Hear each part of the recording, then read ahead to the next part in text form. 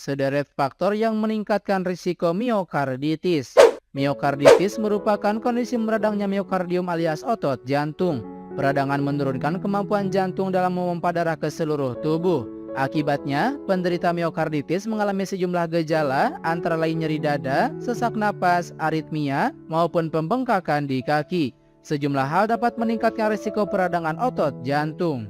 Berikut adalah sederet faktor yang meningkatkan risiko miokarditis. Yang pertama, infeksi.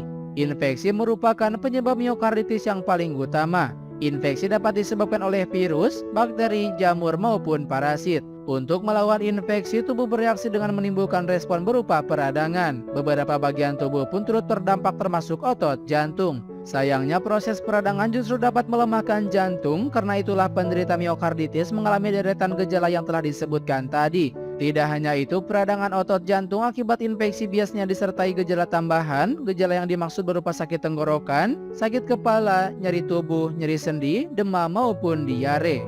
2. Efek samping obat-obatan. Baik yang diresepkan dokter maupun jenis terlarang, obat-obatan dapat menyebabkan efek samping berupa peradangan otot jantung.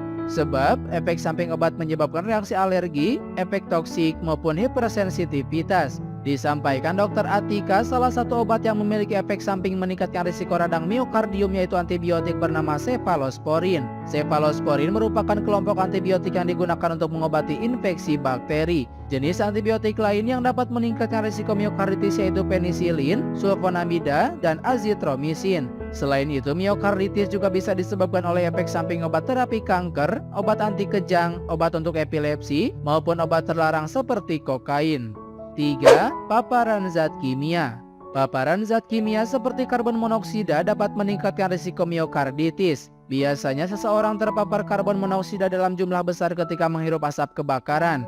Menghirup terlalu banyak asap kebakaran menyebabkan penumpukan kadar karbon monoksida di dalam darah. Pada gilirannya, kadar karbon monoksida berlebih mengurangi kemampuan darah dalam mengikat oksigen.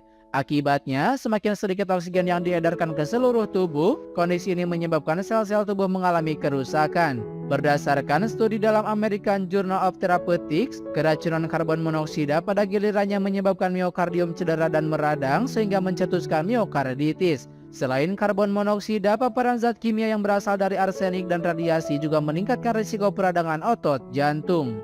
4. Penyakit autoimun. Faktor risiko miokarditis berikutnya yaitu autoimun. Autoimun merupakan kondisi ketika sistem kekebalan tubuh menyerang sel-sel sehat termasuk sel di otot jantung.